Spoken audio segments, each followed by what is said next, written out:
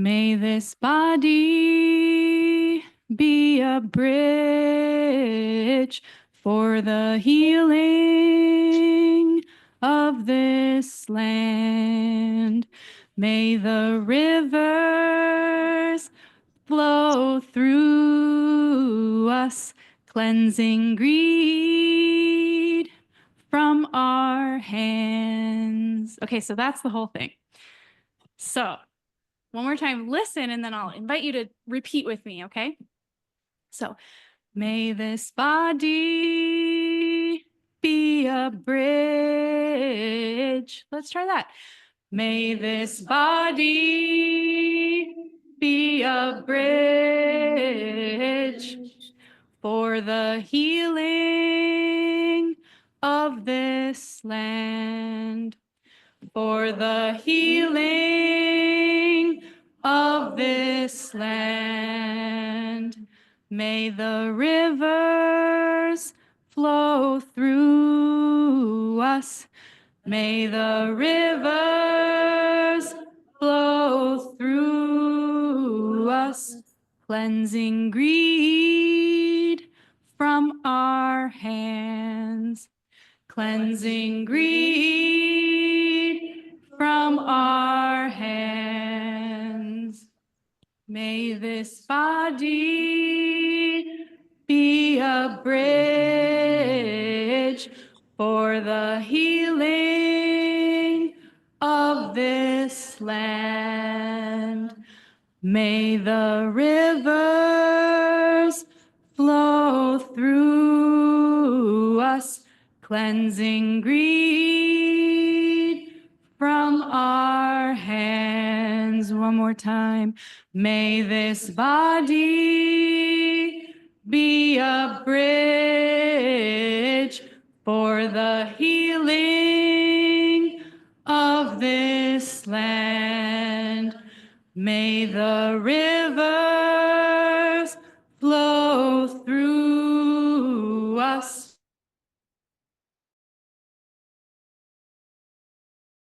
Our hands. Yeah, what a powerful way to arrive together in this space. And as we just allow another moment of centering, I'd love for us to sense into our feet and the ground beneath us. Thank you again, friends. So sensing into our feet, the earth beneath us, I invite you to remember that this is Dakota homelands. This is land that Dakota people were created from. Bedote, the site of the Dakota creation story, is just about 6 miles from here, where we are gathered today at United Theological Seminary. And I want to also invite us to remember that the Anishinaabe and the Ho-Chunk have also stewarded this land for generations. And so we remember and we honor and we acknowledge as we're gathered here today. So I'm going to invite President Marshall to come up and welcome us to United. Okay. You didn't know I was a bass. Welcome. What a wonderful gathering tonight. We are so honored by your presence. Sarah, I think you've got some groupies around. We read your work and we appreciate you. United Theological Seminary of the Twin Cities used to be in New Brighton. And for some of you who went that direction, I am so sorry. We've been here since 2019, here in the old tractor factory, the Case building, doing theological education in a tractor factory is a great enterprise as we cultivate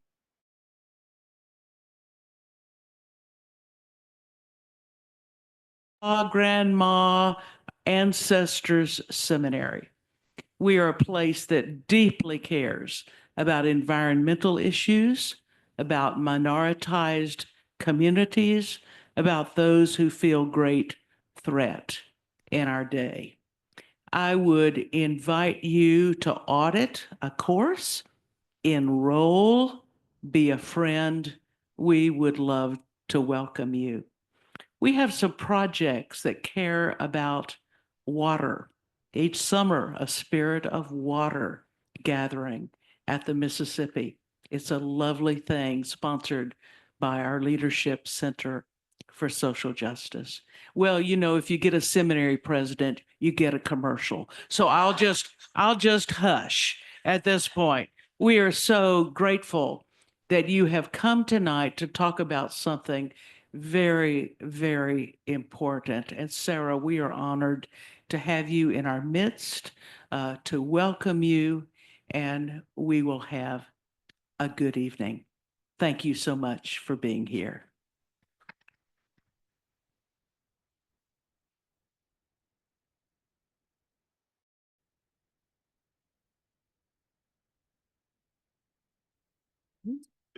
So I have the pleasure of introducing Sarah Augustine to you all. I first read The Land is Not Empty in 2021, immediately after the Line 3 pipeline was constructed in northern Minnesota. And Sarah's book really helped me to understand the structures that were underlying the state's ultimate decision to side with a corporation instead of the Indigenous communities in northern Minnesota and all of us living downstream of the Mississippi River. And I remember I gave a presentation about Sarah and about that book in one of my seminary classes. I got to pick any theologian, and I chose Sarah Augustine. So this feels like an amazing full circle moment to now be at my seminary, about to graduate, and welcoming my beloved sister, friend, and colleague to deliver what I can only imagine will be a powerful message. I've heard Sarah speak so many times, and I continue to be moved by everything that she says and how she grounds it in many, interfaith kind of perspectives. So with that, I want to invite up Sarah Augustine to share with us.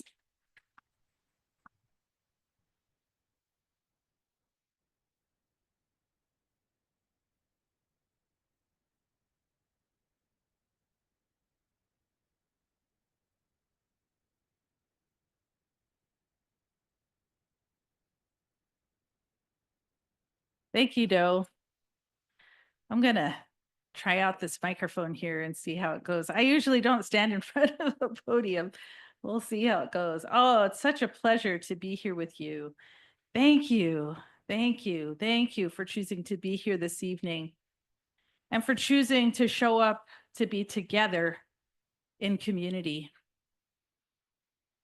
What an honor to be here with you. I'm meant to talk tonight about being kin and standing in solidarity. So I want to begin by thinking about what it means to be kin. What does it mean to be kin?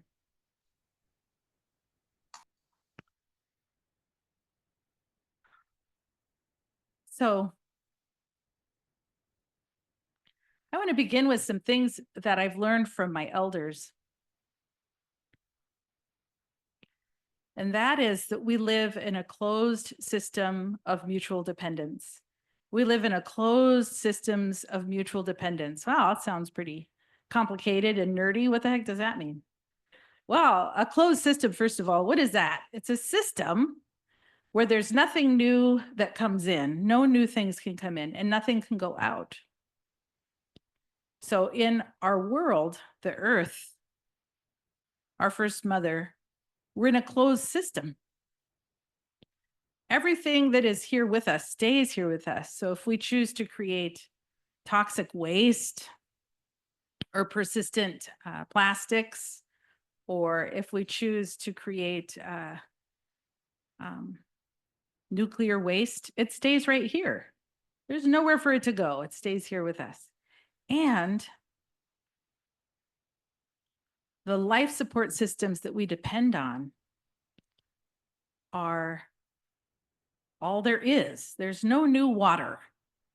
There's no new soil. There's no new air. And the good news is actually that these systems of life, these life support systems, replenish themselves.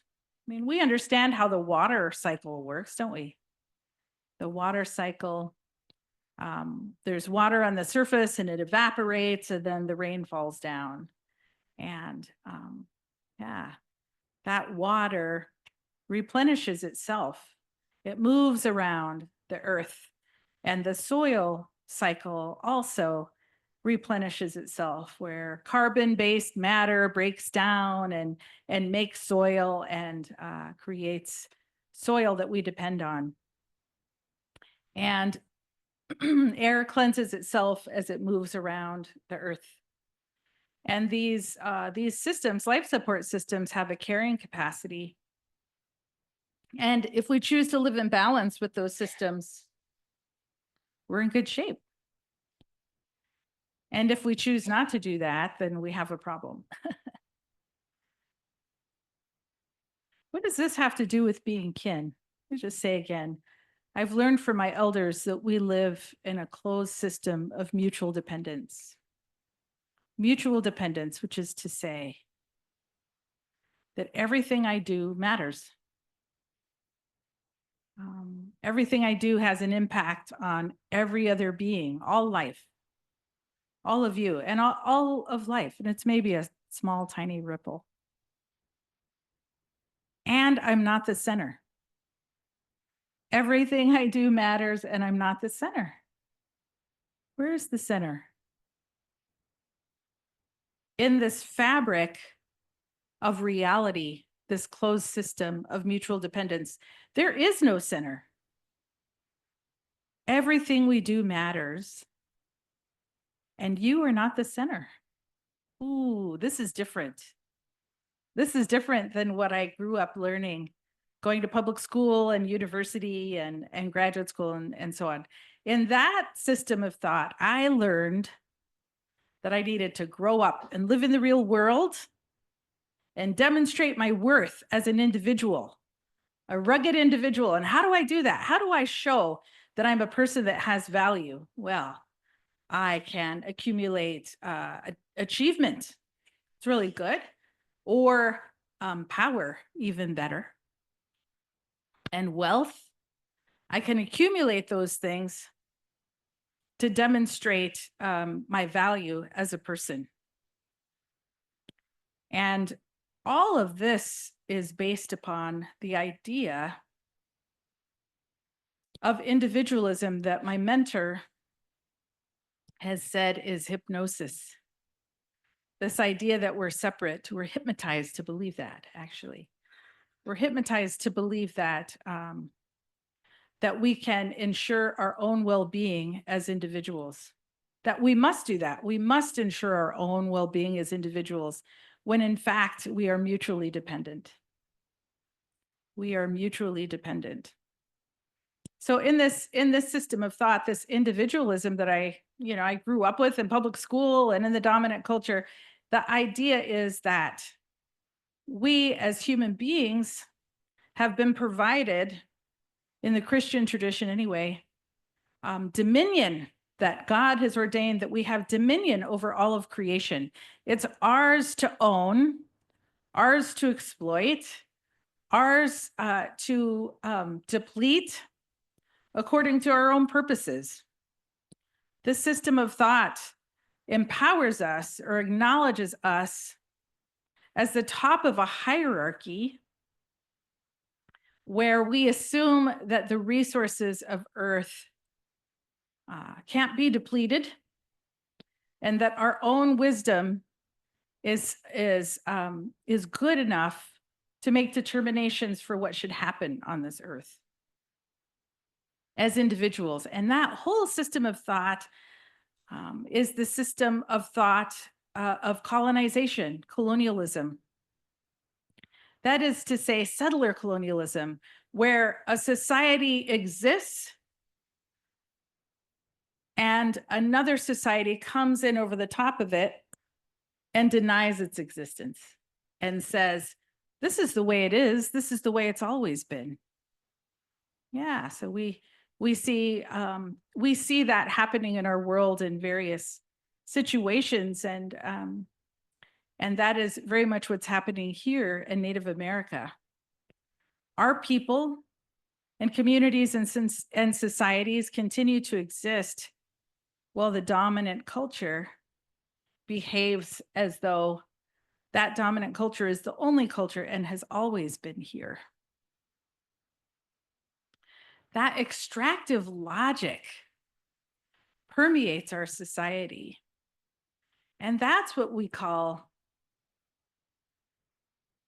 well, extractive logic. This idea that we can extract indefinitely and that there are no repercussions for that.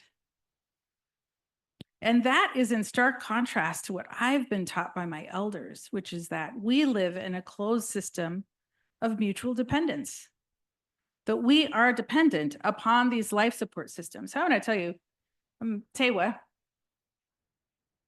and I've been taught to pray every morning at dawn. Oh, it's been a joy to be here in Minnesota. I've been all over Minnesota this week.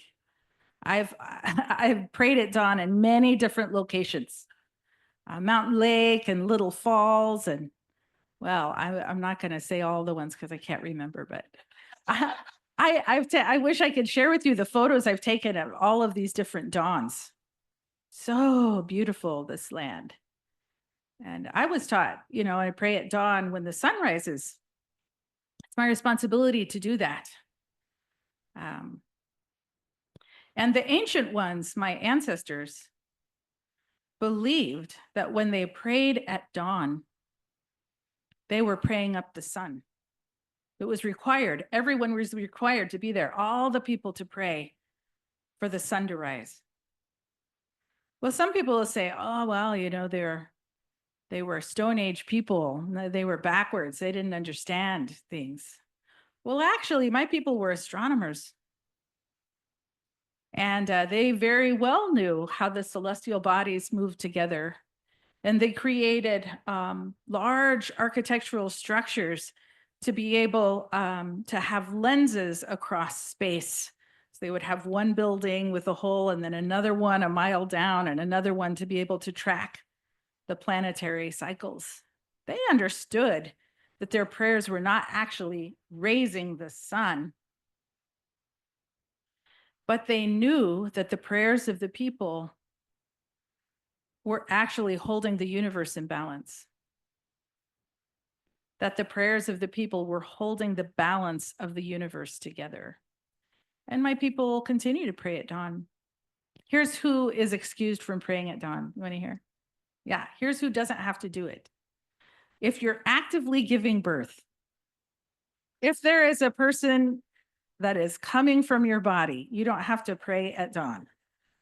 You don't have to. You're excused. If you are actively in the process of dying, if you are moving on to the next realm, you are excused from praying at dawn. All the rest of us are expected to pray at dawn. Why? Because the well-being of the universe depends on it. It's not a metaphor. Yeah, it's not a metaphor. It's the older I get, the more I realize, oh, that's actually true. They really meant that. So I want to talk about being kin and what that means in the context of these kind of morning prayers.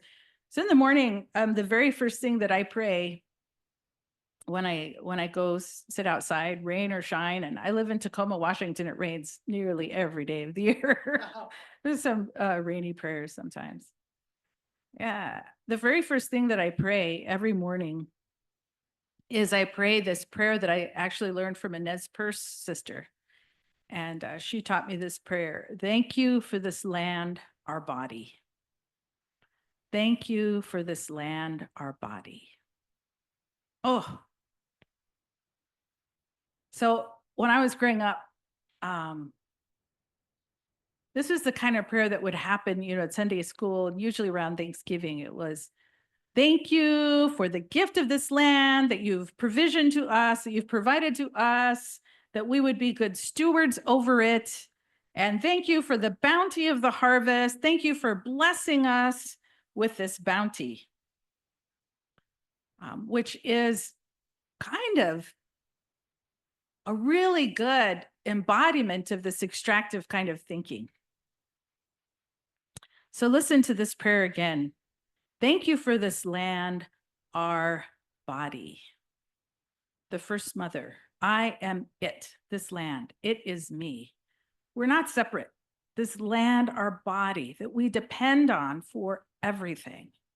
We are mutually dependent with it. We depend on it. I've been taught this too by my elders and my people, that the first breath that I draw in the morning, the very first breath, that is to say, I was breathing all night long, conscious of that breath. The first thought is to give thanks for it. Thank you for this breath that's coming into my body. That breath is the great animator, the Spirit of God entering me, animating me constantly and in every moment. When I was growing up, going to Sunday school, I was taught this concept of faith. Faith is believing in something that you can't see. And among the elders that have spent time, bothered to teach me how to be a human being, I've been taught to practice reverence, which is the acknowledgement that God is with me constantly and everywhere. The Creator is constantly present in that first breath that I draw or that I acknowledge. Present. That God is present in the soil itself. So think about where we are. Joe started us off being conscious of our feet on the ground. We have some beautiful rugs here, some of us, and then we've got some polished cement there, and then probably, I'm guessing there's subflooring, and then there's probably a concrete foundation, and then soil. The presence of the Creator. We're making contact with it right now. The Creator present with us here now. I've been taught to call the microbes in the soil that we depend on for life, the invisible ones.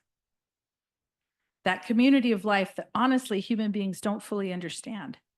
We don't really understand how soil works, actually. If you talk to a soil scientist about it, they'll say, yeah, we basically know how it works. Have you identified all those microbes? Do you know what they all do? Well, we haven't really mapped all those microbes yet. Yeah, we don't really know how soil works. It's a mystery. And we're dependent on it. No new soil. This is the soil we have. Yeah.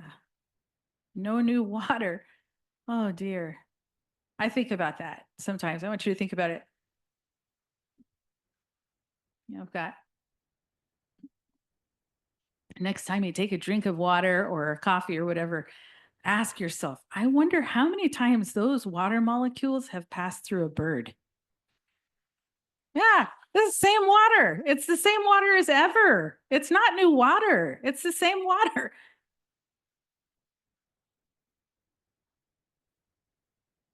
I lived on the Yakima Reservation 18 years in Central Washington. And at the beginning of every meal before the traditional way is before we eat, is to have about this much water in a glass and say shush, which means water is life. Yeah, shush, acknowledging our interdependence. Practicing reverence in every moment. Every breath I take is the presence of the Creator in my body, animating my body and animating your body. When I go out and pray in the morning and stand there, now I live in the city, and I stand on my little brick patio, I acknowledge what I've been taught to call the standing green nation there, the the trees and shrubs and all these relatives there. I really acknowledge them. I make my petitions together with those sisters. Why? I'm dependent on those actually. Why? Well, they're holding the soil in this rainy place for sure. But they also, these standing green ones, they are the ones who make it possible for us to breathe, don't they? Yeah. They're they think about this. They make food from light. Imagine that.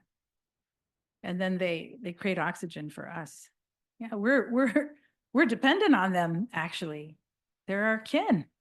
What does it mean to be kin in the context of all of this? A closed system of mutual dependence. We're kin. We're kin with these life support systems. It's not a metaphor. Yeah, it's reality. It's our actual state of being. And so in the hypnosis that we all practice, we say, oh, outside is when we go out those doors there. And then we'll be outside for a few moments, and then we'll get in our cars, we'll be inside again, and then we'll get outside one more time. And then when we're outside like that, we'll go in our house, and then we'll be inside again. We live in inside. Oh, anybody here ever lived through a big storm? Yeah, we live outside all the time. We're outside right now. We may have a roof and some walls and stuff, but there's only outside, friends. That's all there is.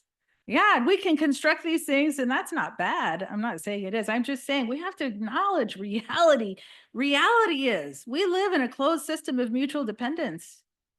That's real. When people say, oh, you need to grow up and live in the real world, and you gotta straighten up and fly right. You need to get a job, and well, I mean, I'm not saying that's not a bad thing, but and work on that accumulation so you can show everyone your legacy, what you've built up.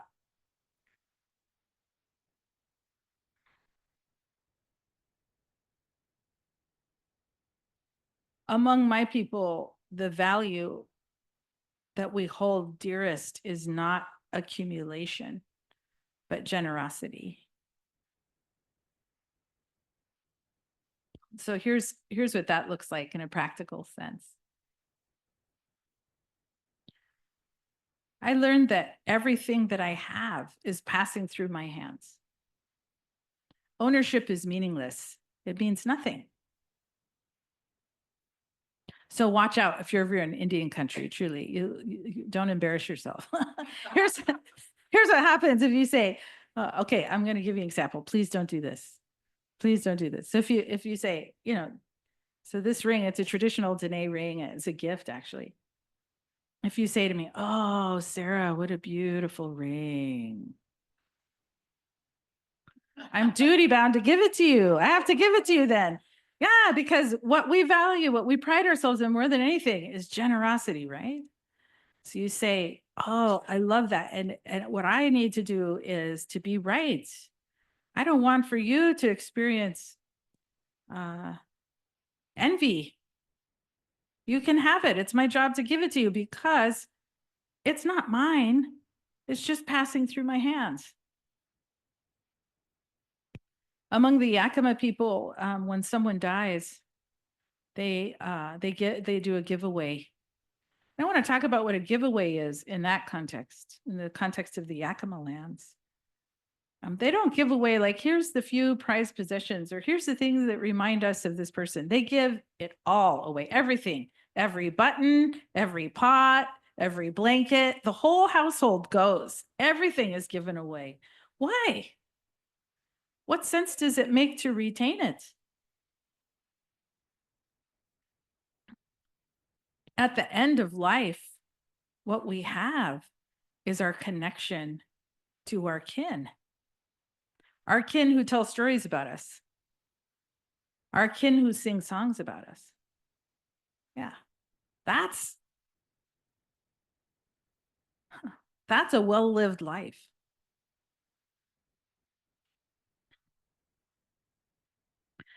I want to tell you something that may shock you.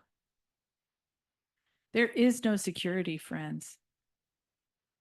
Or let me put that another way. There's no material security. And do you want to know why? I mean, I know we don't like to talk about this, but it's true. You're going to die. It's going to happen. You're going to die. There's no doubt in my mind. Every one of us is going to die. 100 years, all new people. That's what Anne Lamott says. It's true. Yeah, 100 years, not us. We'll be somewhere else. I mean, who knows? Maybe some of us will make it. Yeah, you're going to die. As long as that's the case, there's nothing you can do to insulate yourself from that fate. No amount of money you accumulate is going to change that. No amount of property you accumulate is going to change that. There is nothing that's going to change that. There is no security. Or let me rephrase that. Look to your left. Look to your right. There is your security. That's all there is. People say to me right now, oh, you know, it's a dark time. It's a dark time. And how are you finding hope in this dark time? This time is so dark. It's like, kind of. I mean, I'm not saying it's not dark. It's been dark a long time. It's been dark all my life. Been a dark time. Yeah, let me tell you why. President Joe Biden, he pushed through the green economy. We're all really proud of that. The just green transition. We're going to save the world by producing electric cars. So where do the resources come from that we need to build those cars? We need lithium for sure, for batteries. We need copper. Where's that going to come from? Yeah, it's coming from the earth. That's right. What's your name? What is it? Barry. Thanks, Barry. And I can't quite see. I have to put my glasses on to see. It's going to come from the earth, but specifically it's going to come from Indigenous people's lands. It's coming right now from Thacker Pass and from Oak Flat. And who is defending it? Indigenous people are defending it. Our land and water protectors are standing up for those sacred waters and our sacred lands. When the people who say they're our allies, liberal people say, wow, I've heard this several times. You got to take one for the team. The Indigenous people are going to have to take one for the team because you know what? We're going to save the world. Well, I have this question. In what universe does it make sense if cars are the problem to create more cars? I don't understand that logic. It sounds like it's extractive logic to me. That, well, if we have a problem, we'll just extract something else from this unlimited source of resources and we'll make something else that works for us in our eyes. This is what the Guardian magazine says. It says that the lithium demand is due to triple in 10 years, the global demand in the United States alone. So our demand in the United States is going to be 3 times the global demand. Think of that. So that we can all have our electric cars. That's hypnosis. So we're saying, oh, we're going to save the world. We're going to save the climate by doing that. Okay, except that now we're going to pollute all these aquifers to do that. We live in a closed system of mutual dependence. We live in a closed system of mutual dependence. What does it mean to be kin? What does it mean to be kin in a closed system? Polluted aquifer for me is polluted aquifer for you. That's what it means to be kin.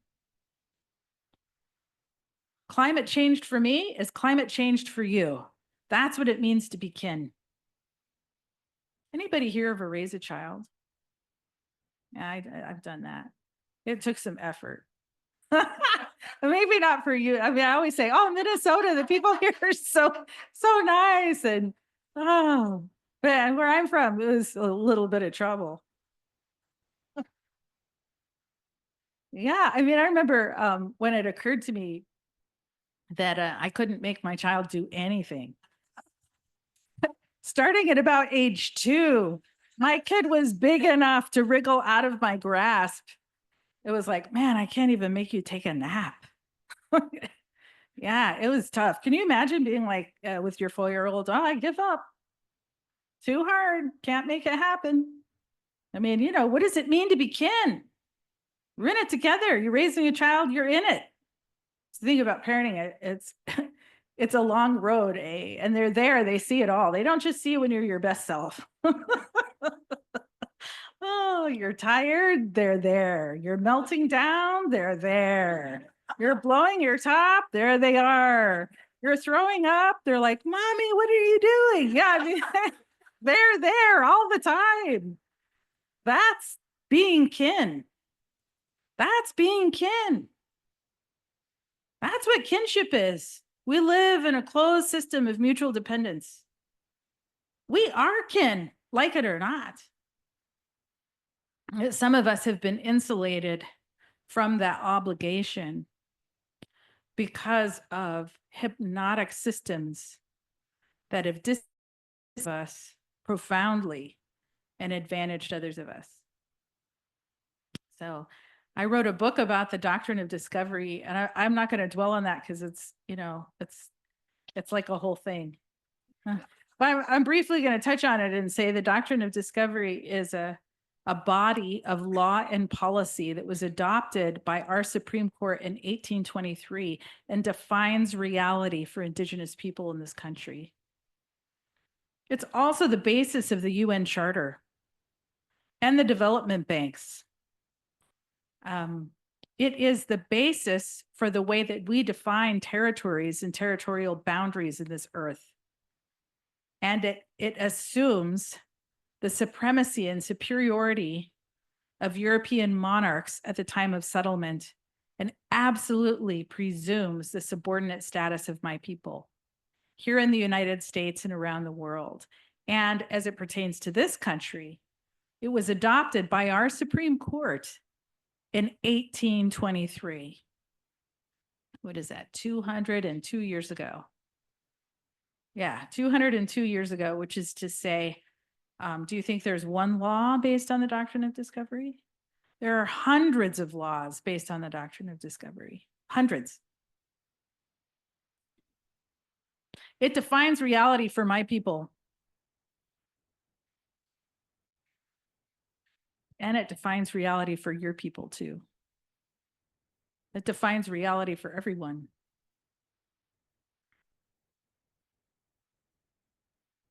The beneficiaries of the doctrine of discovery get to choose whether or not they believe in reality.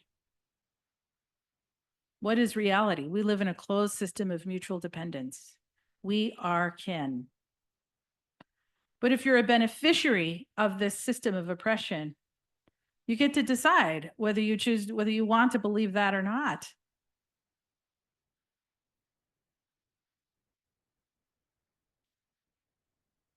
It's estimated that when Europeans had developed the technology to bring armies across the ocean, that there were 100 million people here in North America. By 1900, there were 4 million. And we're still here. And we are under attack constantly under attack by the most powerful empire on the earth, who has created a policy structure to eradicate us from the surface of the earth. And I want to talk about what that's like a little bit.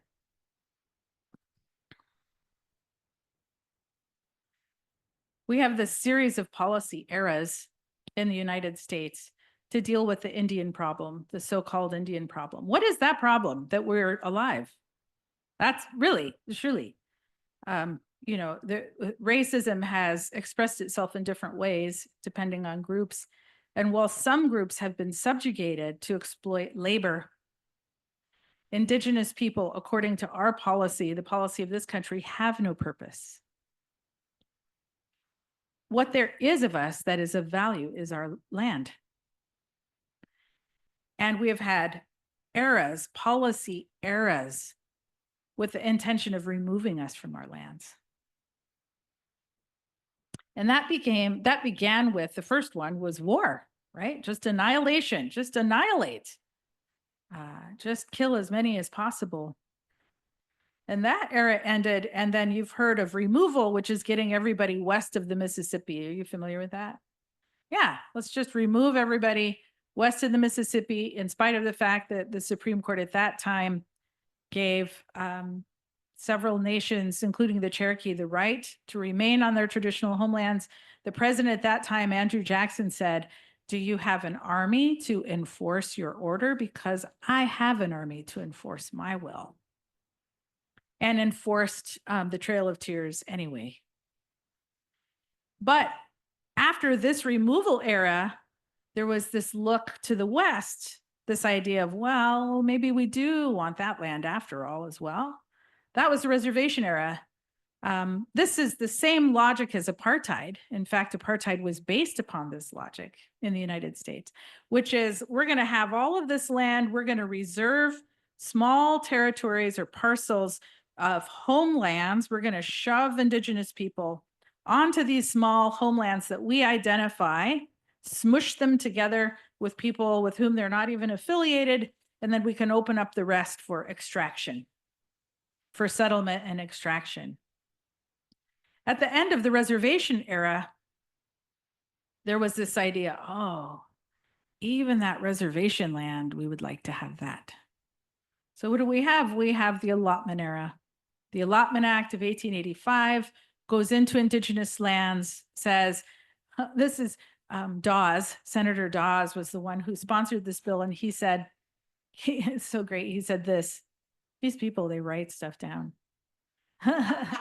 He said, you know, the Indian is never going to be civilized as long as they continue to hold everything in common and protect the interests of all the people, provision all the people, because the root of civilization is selfishness. Thank you, Henry Dawes. So he, what that sought to do was to parcel out reservation land and 40, 60, 80 acre parcels, assign families to those parcels, and then sell the rest of that land as surplus for settlement. And settlement on reservations then were often done in a checkerboard pattern, every other parcel allotted to a settler to break up the contiguous lands of Indigenous people. Then after that era was the era that has perhaps been the most effective era ever of removing us from our lands, and that was the boarding school era. The most effective way to rid us from our lands is to incarcerate our children. And, you know, my relatives were part of that effort. Although my parents didn't attend boarding school, both of them grew up in Catholic institutions. They were both part, well, my father especially was part of child removal, removed at birth and raised in an orphanage 300 miles away from his kin, family, homeland, language, culture. Well, even the era of boarding schools came to an end. In 1970, Congress passed a Family Planning Act identifying Indigenous people.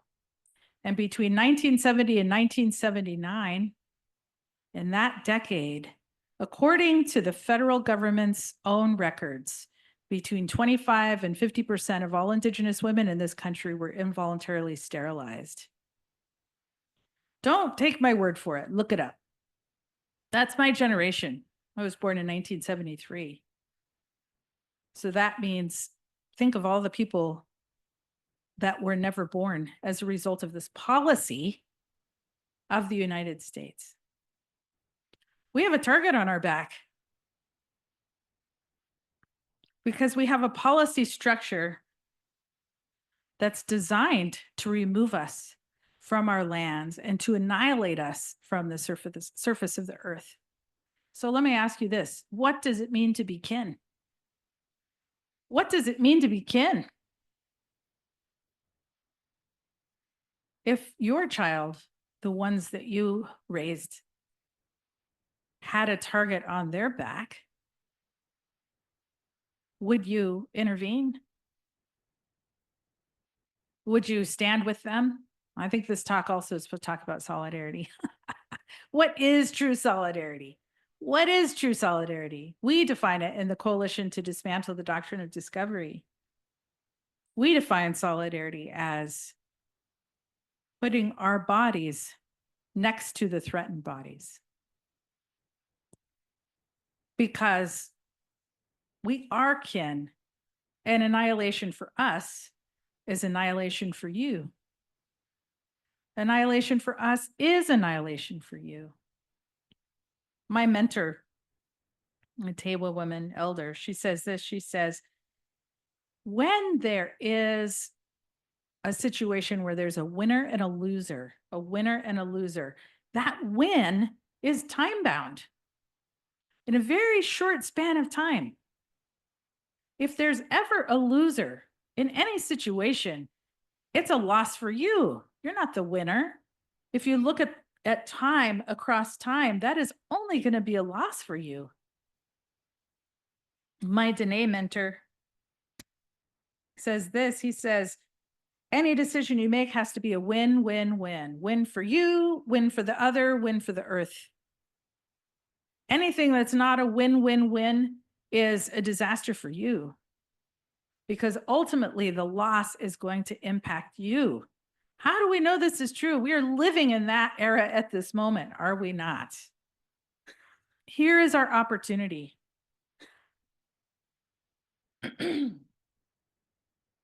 We have an opportunity to change the world, actually, right here. What a joy.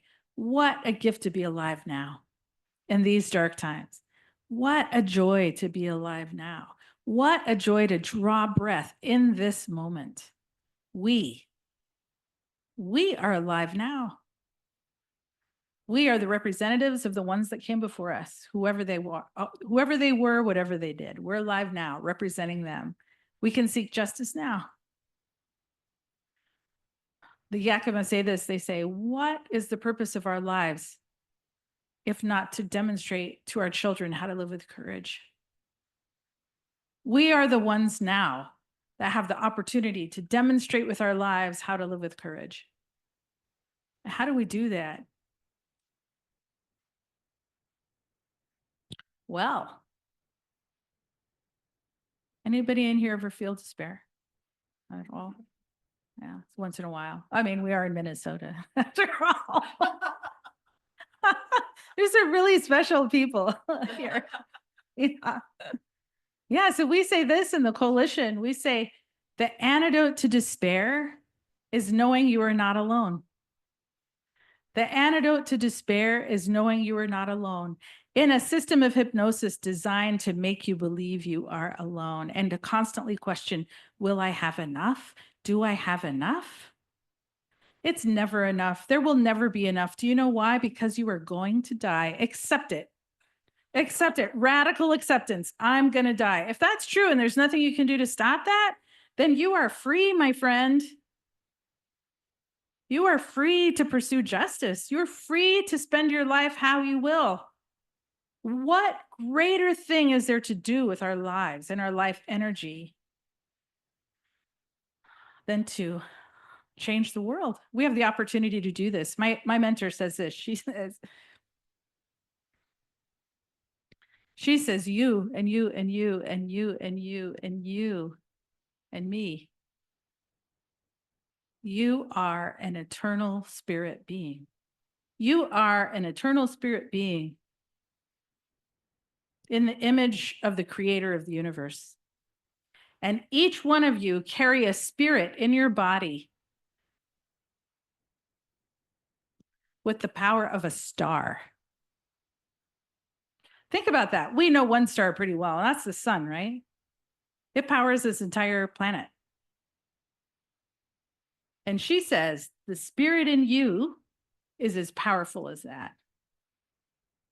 And yet we're living under this hypnosis that tells us that the only thing that we can do is behave as a consumer. My friends, you are not consumers. That is not what you are. You are eternal spirit beings.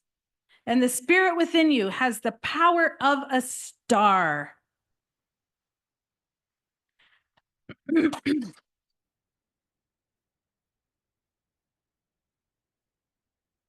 Her name is Kathy. I'll tell her you clap for her. Yeah. I won't hear that we can't change the world. That's all there is for us to do now. We've been piddling around with it for long enough. Let's do it. Let's change the world. We can do it. And what is the antidote to despair? Knowing we're not alone. Where is your hero? Who is coming to save you? Look to your left and your right. There's your hero. Look in the mirror.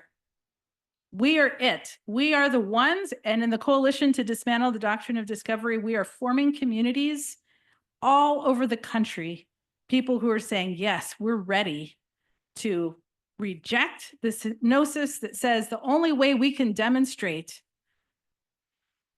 a good deed is by buying something or by refusing to buy something. We can do more than that. We can change reality, and we must do that. Are you ready? It's time for us to choose that, to choose to be kin. And in the coalition, what we do is we follow the leadership of Indigenous land and water protectors in their movements for liberation. We show up for them because that is our kin. We put our bodies next to their bodies. In the state of Minnesota, we're actually working in our third legislative campaign this year. We're really focused on organizing around the rights of wild rice this year. There was a hearing yesterday. Our own magnificent Doe Hoyer testified yesterday in the Senate hearing. Yeah, and we're working on that legislation here in Minnesota. But what we're doing, and I want to give you just briefly this vision, we are organizing over 100 years to bring an end to the doctrine of discovery, this legal and policy structure. And we know that we can do it.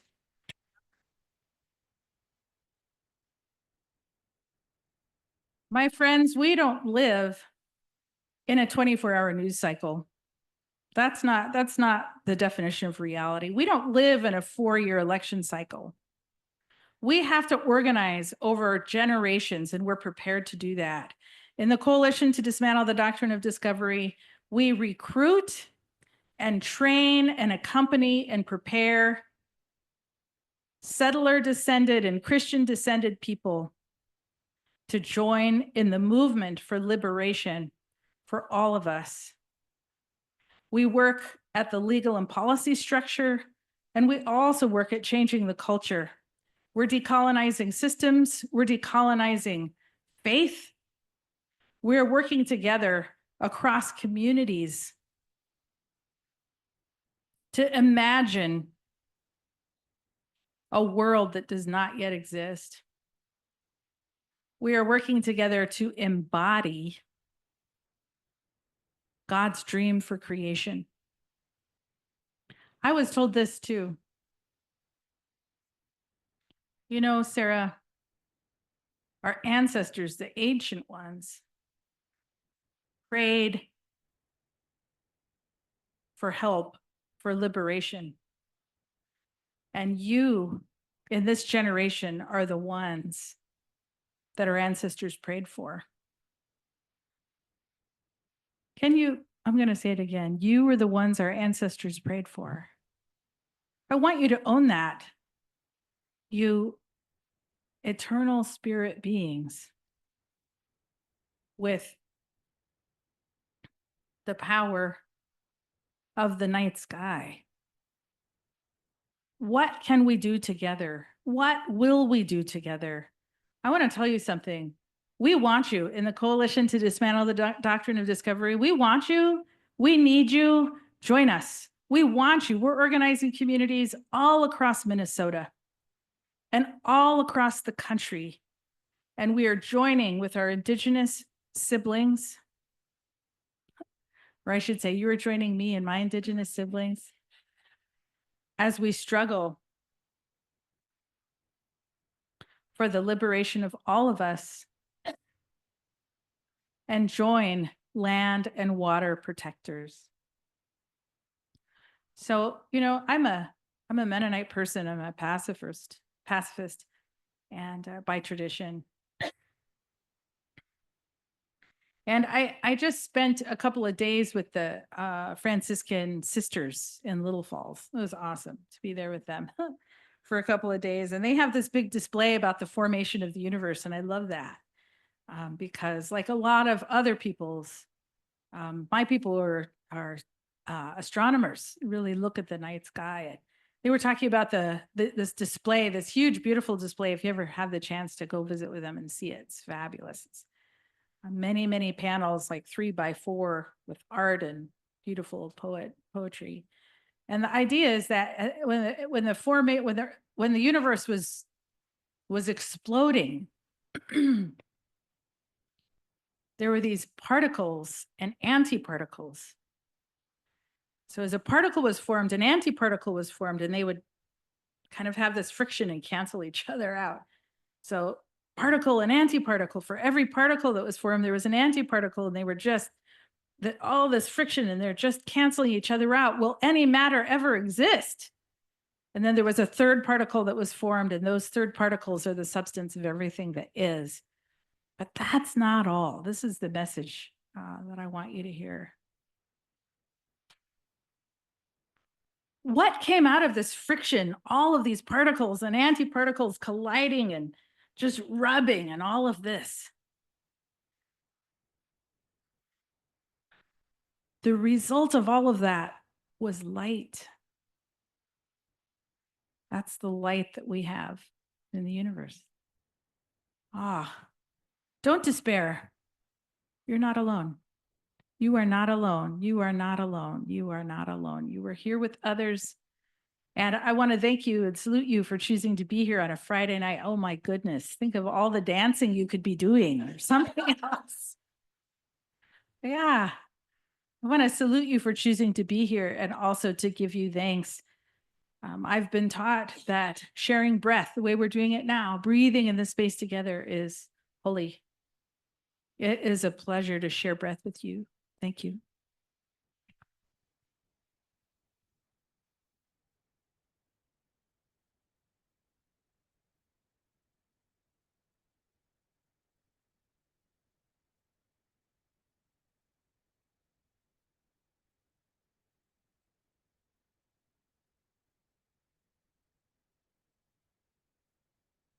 Thank you so much, Sarah, for those amazing words. And I know there may be folks who have questions. So if you're online, you can put your questions in the chat, and Doe will read those out. And if you're here in person, I will try to get through the crowd and find you so that you can ask your question that Sarah's agreed to answer. So yeah, I'll swap places with you. Great. Are there questions? Will you start the prayer? Yes, it's Barry, and he asks, what is that prayer? Thank you for this land, our body. Thank you for this land, our body. And if you are praying folk, there are a few other things I'd like you to pray for. Truly, the first thing I pray for every single morning after sort of acknowledging my sisters and the soil and the air, I pray for the elders.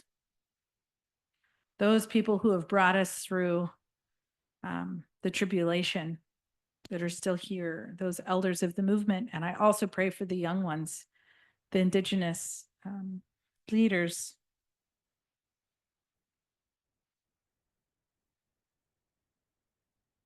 Who are waking up and struggling every single day. And I pray for the leaders of this movement in our coalition. I pray for the names of the ones that I don't know.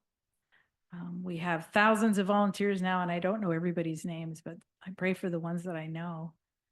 And I really want to ask you too to pray for each other. We must be community together. It is what we have.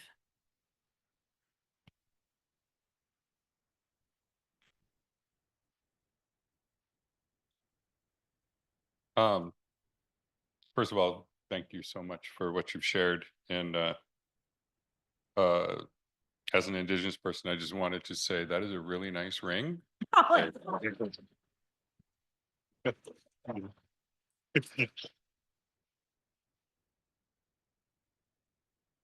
It's yours, brother. Um,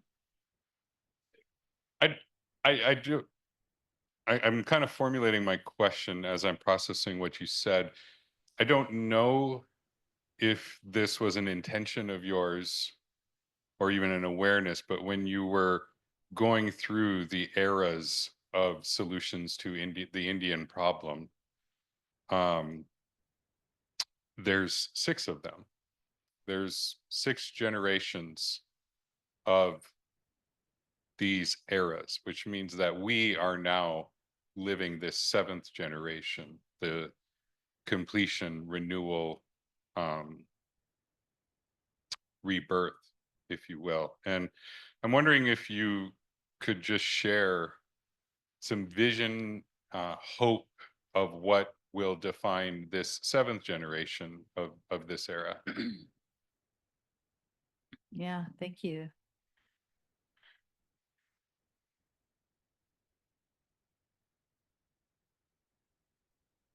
Well, I mean, I'm actually a pretty nerdy person, and so I'm I'll process too a little bit and say, you know, we have an organizing strategy that spans generations, and we are actually working for a legislative campaign, a national legislative campaign that we hope to launch in 2050. So think about that. That's our first foray into legislation that we ourselves will push out there. And I say that because actually I think that's pretty hopeful. There are jobs for all of us to do in preparing for that day. And it's going to take all of us to get there. So if you think realistically about this, in order to have any kind of a showing in Congress, you really need at least 15 states to start. Yeah, that means organizing 15 states to be ready, a base within each state to even prepare legislators at that time to know what the issues are well enough to care about it. That's a lot to do. And we think we can do that by 2050. We're committed to that. And that means we are, our base really is Christians. And not just Christians, other people of faith too. And believe me, there are many individuals who are people who have no faith who are part of us. But we're really calling out to Christians for a specific reason. And that's because Christians are the primary beneficiaries of the doctrine of discovery, and Christian institutions are the ones who created the doctrine of discovery and have been the vanguards of systems of oppression. So we're really asking for these beneficiaries to join us now in imagining and creating something else.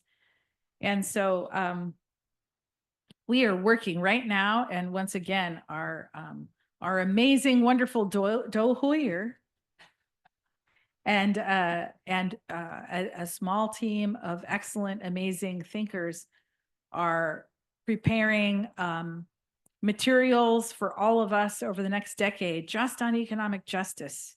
So we start to think about what economic justice is in the context of Christian theology. Yeah, because Christian theology has been a force of this extractive logic and this domination. And we are trying to imagine the gospel of Christ through a decolonizing lens and bring Christian communities into that understanding in the decades to come. So we're really focused on economic justice. So anyway, that's a nerdy answer. What hope do we have? We have hope in our mutual dependence. We have hope in the systems that we create of mutual dependence. So one of the things we did in the coalition is we reached out to 7 Indigenous thought leaders and said, you know, our entire society is based on a logic of capitalism. And there isn't an economist worth their salt who will tell you that capitalism is a long-term plan. It's designed, this perpetual growth is designed to burn itself out. So if we were to create a society based on different values other than individualism, what would those values be? And so we hosted this lecture series. We're rolling it out now, one lecture per month, where these Indigenous, mainly elders and thought leaders, are talking about how to form a sustainable community and society on values other than that. Everything that we produce in our coalition is free and streaming. I encourage you to check out that lecture series. It's amazing. These thought leaders are talking about economic development, public health, art, spirituality, all these different sectors. And in the coalition, one of our dreams, it's kind of the big dream, is to build a think tank and to build it. Even now we have teams of people who are listening to these lectures and looking for the through lines to say, what are we getting from these 7 distinct geographical communities, these different cosmologies? What are we learning from these elders? And let's all. One of the partnerships we have here in Minnesota is with Makoche Ikchupi, because they are building communities of hope. That is to say, well, we resist the forces of empire, and while we're fighting in the judiciary and we're fighting in the legislatures, you know, Makoche is building a community of hope, communities of hope, and we're investing in that and many other visions of hope as well. Because we have the opportunity in this generation to build something else. And maybe, forgive me, maybe we are now, there are enough of us that are awake to start doing that. And that's my hope. People say, oh, it's so dark, it's dark times. I'm like, whoop-de-doo, I'm super excited. Look at how many people are awake at last. Hooray, I'm so glad. I mean, so I want to just say I have enormous hope. And here's another thing that gives me hope. We've had young people streaming to us. Weird. These are people who are like, oh, I don't go to church. I want to go to church. And we've had people say, oh, when I'm asked what my faith community is, I say the Coalition to Dismantle the Doctrine of Discovery. Isn't that something? Like, I'm like a policy nerd. So I was like, what? That's not what I thought was going to happen. But people are coming to us and seeking community. And that's indeed what we're building, community. And we are providing tools and resources to learn how to live in community together and how to be in the struggle over the long term together. And we say our purpose is to live with a posture of loving kindness. That is our internal posture. That is our outward facing posture, is to blast loving kindness into the universe. That sounds so cheesy, but I really mean it. That we are for loving kindness. And we say this: being a peacemaker does not mean managing the emotional climate in the room. Being a peacemaker is disruption. It is disrupting the status quo everywhere we can. And we say this as we experience this conflict, and that's our job. We create conflict everywhere.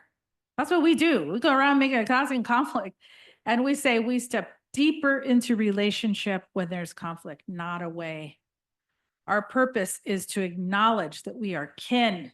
We're in a closed system of mutual dependence. And even the people who don't like us very much and want us to go away, we just keep violating their personal space.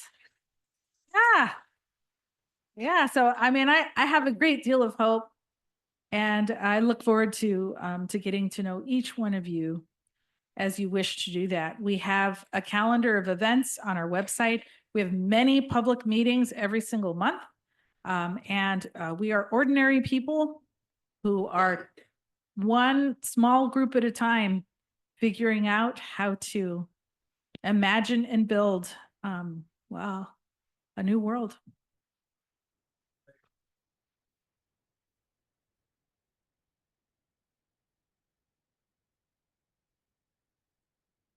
Are there other questions?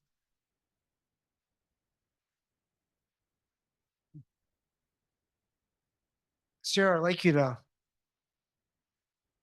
spoke what you did this morning in terms of Jesus about division, not just creating peace. I'm sorry, could you repeat it? I didn't quite catch it. I think Sure. the microphone kind of cut out for a minute. Yeah, this morning when you were talking about Jesus and me creating conflict. Hmm. If you could say that again. Oh, sure. I'd be so Yeah. glad. So, I practice my own native spirituality, and I'm a Christian, and I really mean it. I am a Christian. I'm a Jesus follower. Jesus said this, it was kind of confounding. He said, "Don't think that I've come to bring peace, but a sword. I've come to turn son against father and daughter-in-law against mother-in-law." What the heck does that mean if you're a peacemaker? And to me, that's good news for the poor. That is saying that I'm willing to disrupt the status quo. And that in that disruption, some people will choose the status quo and others will be drawn to the truth. And we are seeking that. And so that means that we find hope and strength in each other, in the communities that we build, because it's hard work to go out there and disrupt everything and make everybody mad all the time. You know, it can be personally painful and hard and challenging. And so we find strength in the communities we build with each other. Here's another little slogan we say in the coalition. Many of us come out of conviction. We come out of conviction and we stay out of love. Love for one another. We find long-term relationship in each other and among each other. And that is to say, many of us are raising children, getting married, buying homes. Others of us are moving out of our homes and downsizing. Some of us are helping our parents to age. Others of us are burying our parents. Some of us are burying our children, dealing with long-term illness, dealing with disability. Some of us losing our eyesight, losing our ability to walk. All of these things are happening. We're advancing in our careers. We're getting laid off, retiring. Life is happening while we do this work. It's not something we do every third Thursday. This is our orientation to the world all day, every day. And yeah, I mean, there's a lot of parallels to the life of Jesus. Jesus, who didn't say, by the way, make sure that you join Rotary so you can make good business contacts. I don't remember that. Or make sure that you invest wisely in your 401k so that you can have economic security in your old age.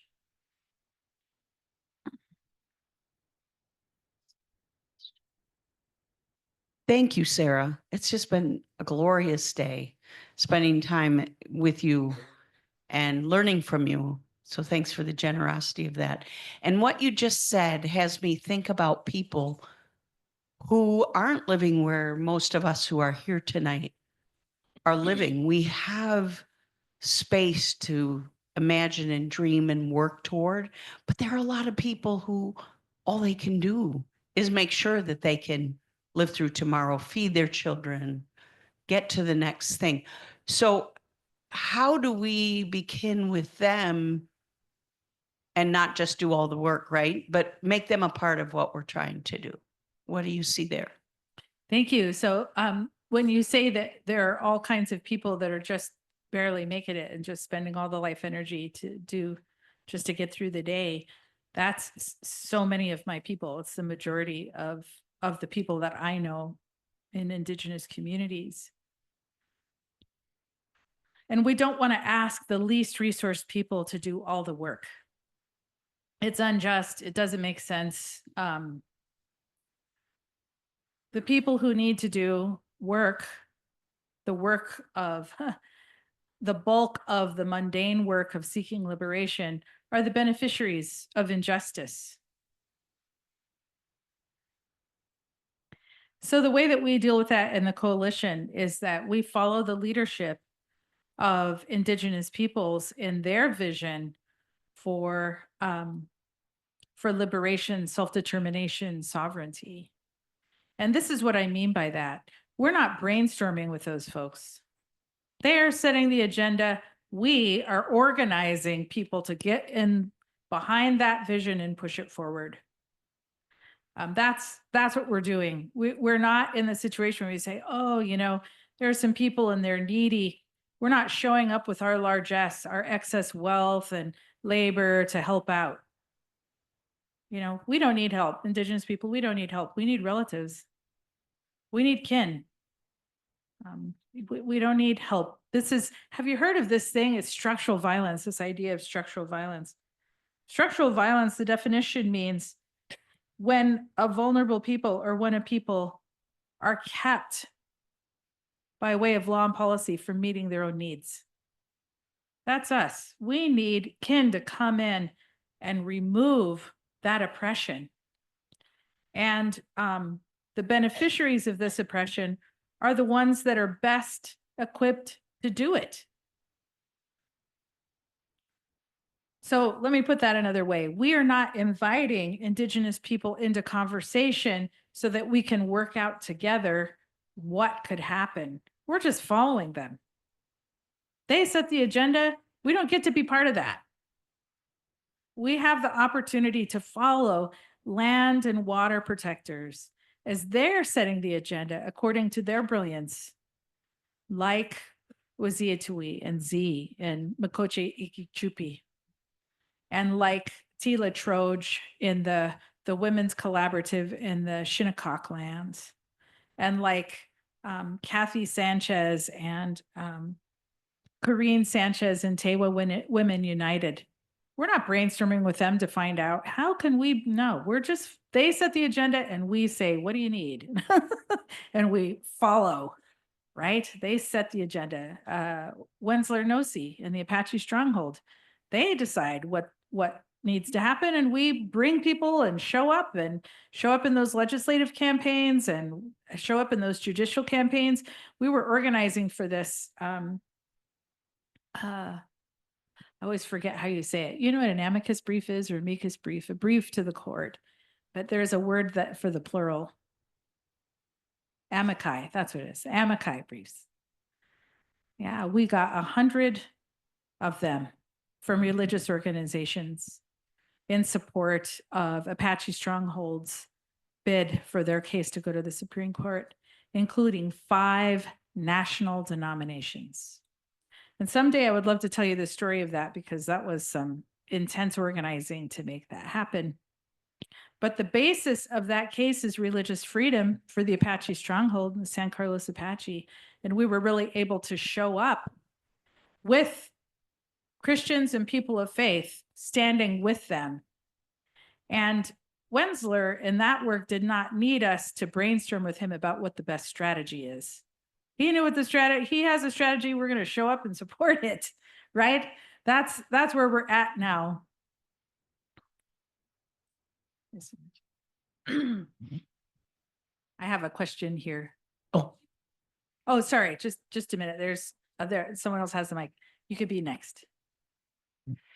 A number of folks have talked about Project 2025 and the New Apostolic Reformation and the 7 Mountain Mandate as simply the modern rearticulation of the doctrine of discovery.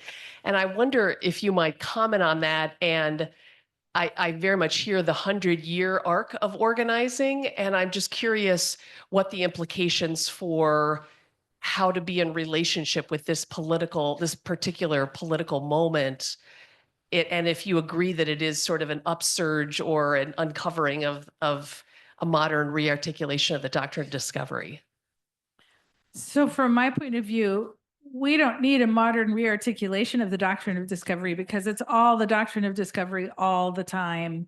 And what is changing right now is that white people and liberals in particular are starting to notice it. That's the only thing that's changed. Nothing has changed for my people. Here's a question here.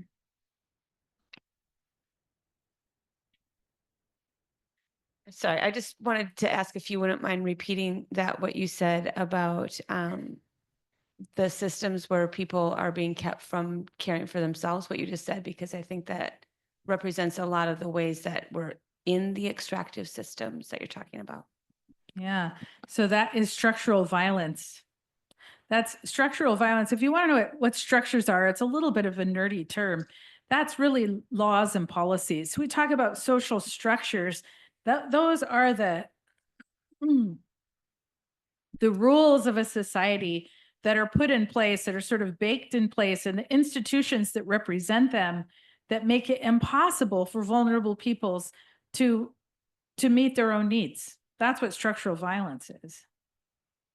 And so, you know, I said this earlier, and I think it bears repeating. Indigenous peoples, myself including my people, we don't need helpers to show up to paint our buildings and to do vacation Bible school. Yeah, we really don't need people to show up with service learning trips to paint our buildings and do vacation Bible school, or bring youth people to clear our yards. We need the systems to change. We need this. And people say this too. I want you to hear this too. They say, oh, come and be on our board because, you know, we really need an Indigenous person on our board. Come and be on our thing, you know, because we want to diversify our thing. It's like, you want to know what? I don't want, hear me. I also do not want representation. I don't need representation. I don't want representation. I want justice. I want justice. I need the systems to change. I don't want to be on an advisory board of yours where I can work for free. So I can be the one voice in the room saying the same thing. And then they can say, well, at least we had you know, in the room. Isn't that what you wanted? No, I want justice. I want justice for my people. And that means I need the systems to change. And who is going to do that on your board? You are going to do that on your board, not me.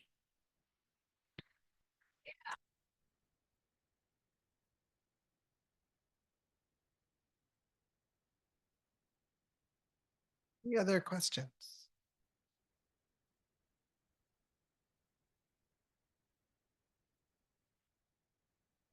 We have time for one more. Well, I liked what you were saying about being hypnotized, you know, and it was like, I was wondering if you could just speak more to about like snapping out of hypnosis and maybe from your own personal experience, because you've had so much that you've shared. Like, how did you get to where you are now?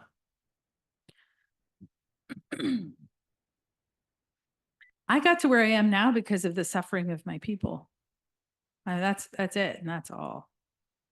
You know, I used to teach sociology at a little college on the reservation, and I would talk about, I would just tell you the same thing. So imagine that this screen right here is like, I draw a line across the screen.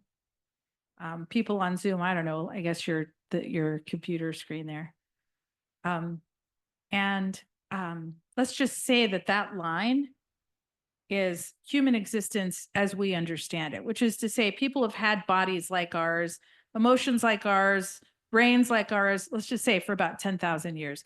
Why do I pick that number? We've had written language that long. So let's just say, as long as we've had written language, people have basically been like us, generation after generation. How long have we had universal electrification, would you say? I mean, I'm just thinking of the industrial era. Let's just say, arbitrary mark, say that's the modern era. How long would you? I would say World War II. We're electrifying before in the 30s, but probably universal, everybody is, and World War II. So how many years is that, would you say? Yeah, 85 years, let's just say that. So if this line is 10,000 years, how much is 85 years on that?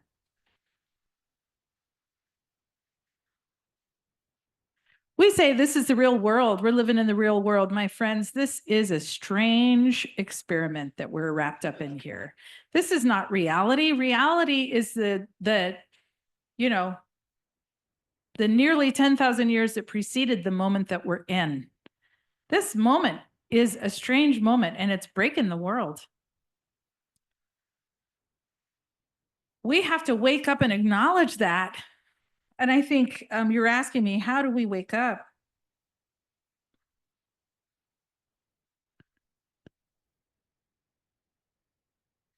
It's not hard for my people to wake up. We've been awake the whole time. It's hard as a beneficiary of injustice to wake up because there's so much. It's painful. It's acknowledging that what we understood to be true was an illusion. And that's painful. But the great news is that we don't have to do that alone. We have each other to live through that together, that harsh, difficult reality. I'm trying to think of what it's like. It's like, maybe learning that you're adopted. As an adult, oh my gosh, everything I believed in was lies, finding out, oh my gosh, my identity is so different than I thought that it was. It is hard. And the signs are everywhere once you're awake. You look around and you say, oh yeah, oh my gosh, how did I miss that? Well, I was hypnotized, but now I'm awake. And when we come out of that, it's painful. And the desire is to go back to sleep. It's much more comfortable. We say, oh, as soon as this turkey's out of office, everything will be fine because we can go back to sleep. I want to tell you, between the turkey being in office, there was sort of a lull where everybody went back to sleep. And that was a disaster for my people. Why? Because of the just green transition. That's devastating for my people. And most everyone was like, whoop-de-doo, this is a great thing we're doing. It's like, it's not great. I mean, did I already say this? Forgive me. I mean, if I already said it, please forgive me. How, I know I did. I already told you this. Why do we think more cars is the solution? It's absurd. It's not even sensical. But believe me, I'm not trying to diss you if you have an electric car. That's not what I'm saying. What I'm trying to say is, we can do better than that. And how can we solve this collectively with solutions that are collective instead of reinvesting in more individualism? We are the representatives of our ancestors. We're standing in time in this line, the people that came before us and the ones that come after. The Green Revolution only solves things for one generation. So you say, oh, we won, but only now, with a massive loss for the future. What do we say about that? Those people who are yet unborn. It's taxation without representation. If you're a civics nerd, we are exacting massive taxes on the generations yet to come. And we have the opportunity, the people in this room right here, people on Zoom, we get to choose to live with courage. Will we do it? Will we do it? I think we will. Yeah, I believe in you. Yeah, I do. I believe in you.